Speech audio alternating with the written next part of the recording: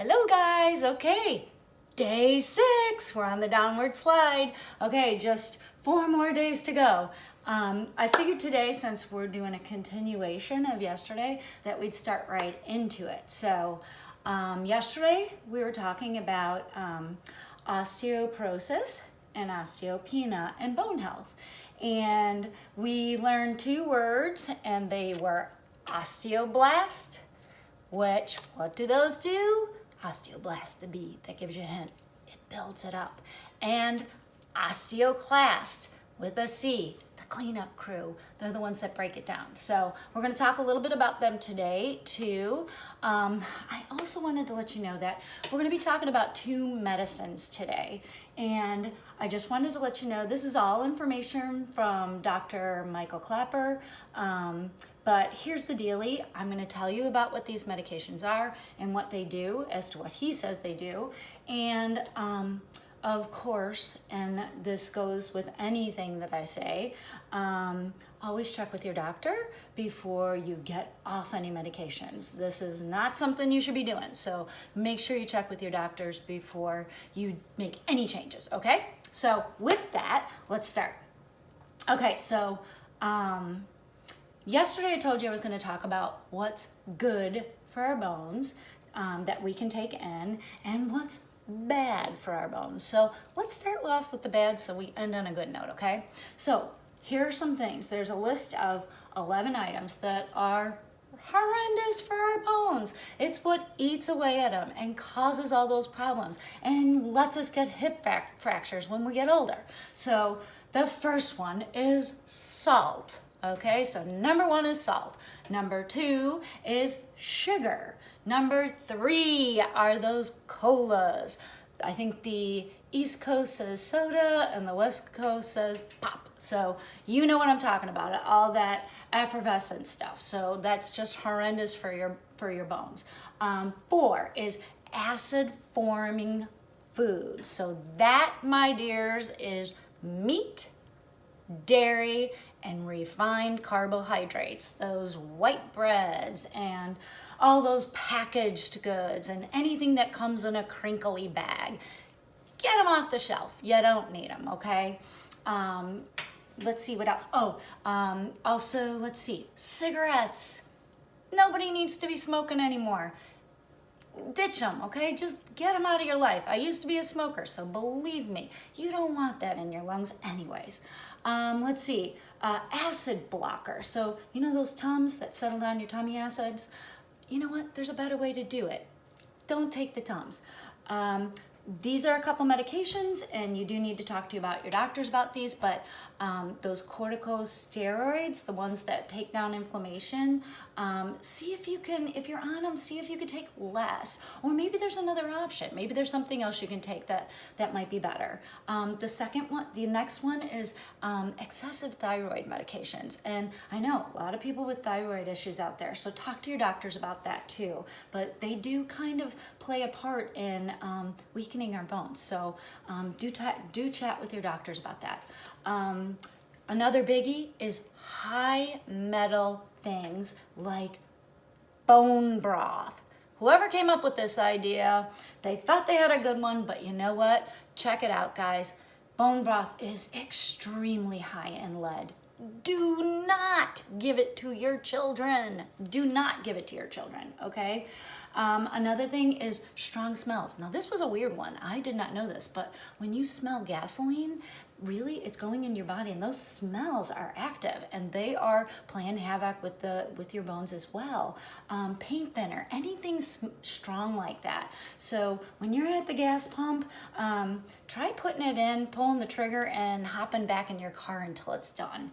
That might be a good way. And if you're working on a project, and I'm an interior designer, and believe me, I have a lot of chemical smells, and I wear a respirator. So wear a respirator. And these days, it's kind of like a in thing. We're all wearing face masks when we going out, right? Okay, so that's it for the list, but let's talk about things that are good for the body, right? Like calcium supplements and those 2 glasses of milk that you should be drinking every day. And if you have osteoporosis and osteopenia, taking those, I think it's called bisphosphonate bisphosphonates. It's a long word, but that's that Fosamax. There's a couple of different brands, but yeah, these are good for you, right? Wrong. Okay, we'll take them one by one. So first of all, calcium supplements. Okay, calcium, when you take it, not in food, it goes everywhere throughout your body, okay? And I'm talking about your veins, your arteries, your organs, and it sits there and piles up. Why is this bad? Well, as Dr. Clapper gave an example, which kind of really hit me. He said, take a guy, pops a 1,200 milligram capsule of calcium in the morning, heads out the door, goes to work, on the way home on the evening train, dies of a heart attack. Everybody says, oh, died of a heart attack, right? He didn't die of a heart attack. He died of a calcium buildup that was in his veins. So these are things that you should not be taking. Only take calcium in food, okay? And we're going to talk about that list in a few minutes. The next thing is, one more thing about calcium, and this is something that I learned. If you are taking a statin, this is another one of those drug things. If you're taking a statin, it's kind of good to know what those statins are doing. It's not only lowering your cholesterol, but it's also killing K2, okay? K2 is the transporter for calcium into your bones, okay? So when you're killing K2, what's happening? You're increasing the calcium in your veins, right? And we just learned what happens when you increase the calcium in your veins. So once again, talk to your doctors about that. But here's another thing.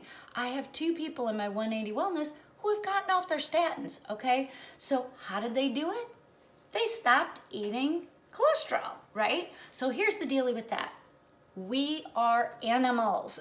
We are animals. We make cholesterol. Cholesterol is important. It really is. So 2 things that it does that I know of is that it helps in the production of your sex hormones,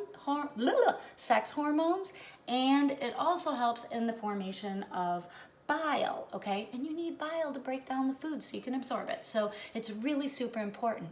But here's the deal.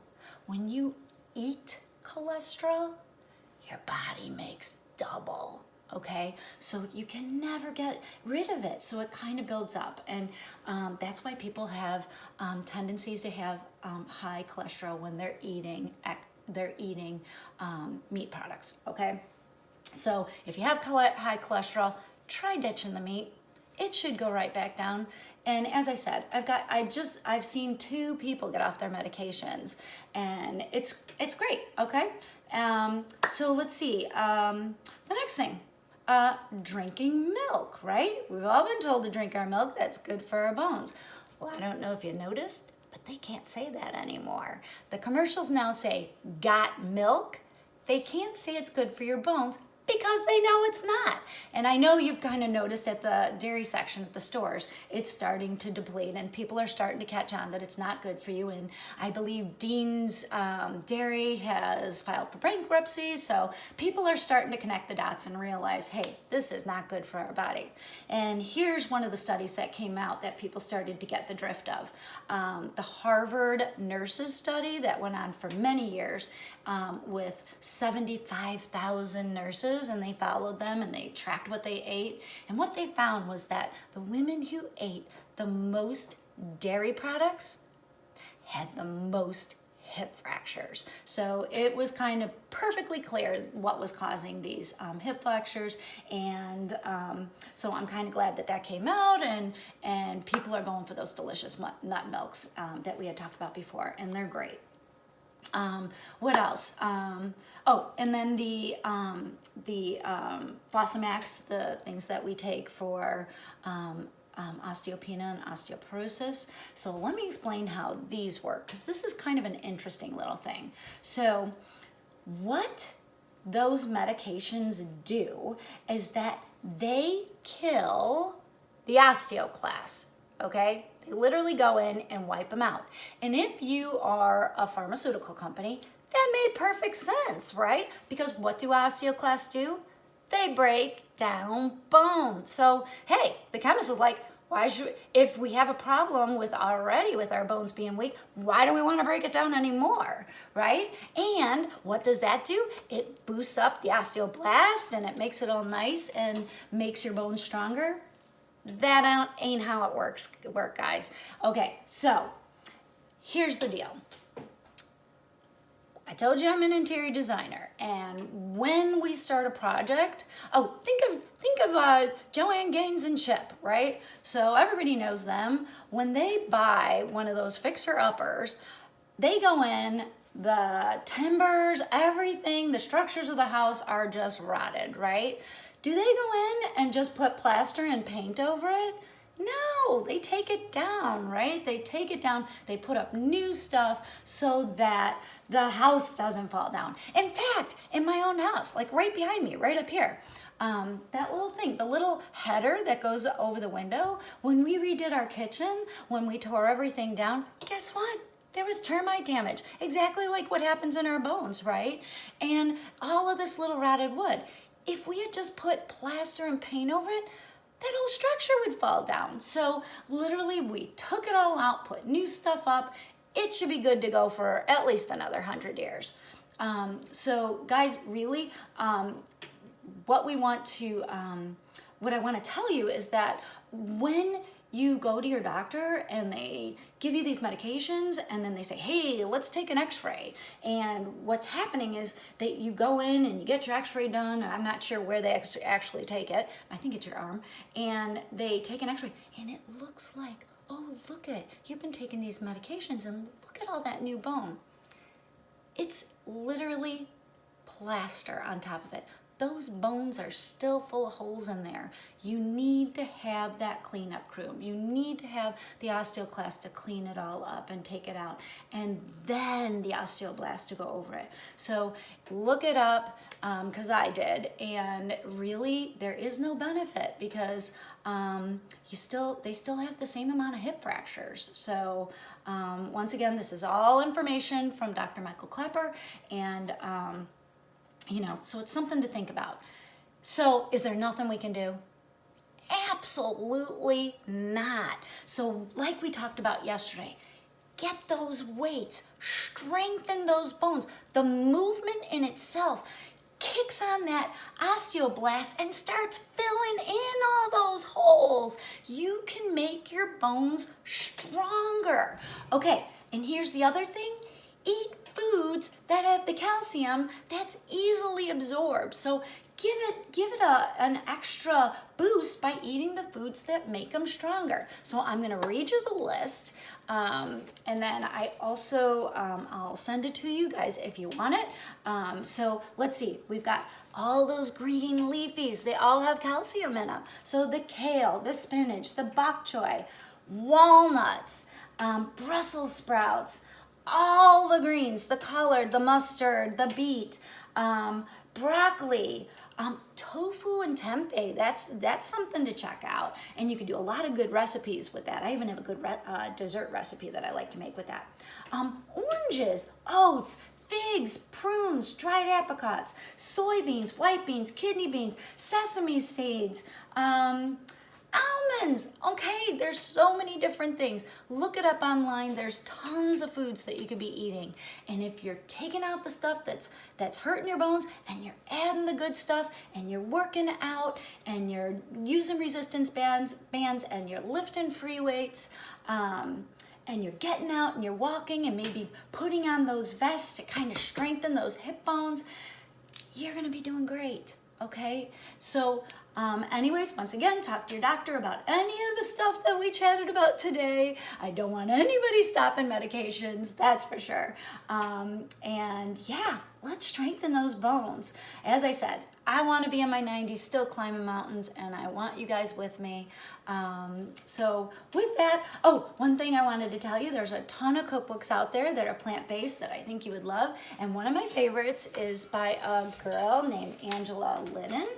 And you can get her recipe. She actually has a website that is called Oh She Glows. But this particular cookbook, Oh my gosh, the recipes that are in here, I have given so many friends different things that are out of here. She has these little peanut butter energy balls that are to die for, and actually like some granola, so a lot of nice little snacks. Tonight, I'm bringing cookies to one of my friends. Her daughter is having a birthday, and I'm gonna be making her chocolate chip cookies. So here's my secret. So I basically use the Toll House recipe. But instead of using the white sugar and the brown sugar, I use all brown sugar. And then instead of the 2 eggs, I use the 2 tablespoons of ground flax seeds, and I mix it into 6 tablespoons of water, and then stir it up and let it sit for about 5 minutes, and it turns right into the consistency of eggs, okay? And you use that in place of the eggs.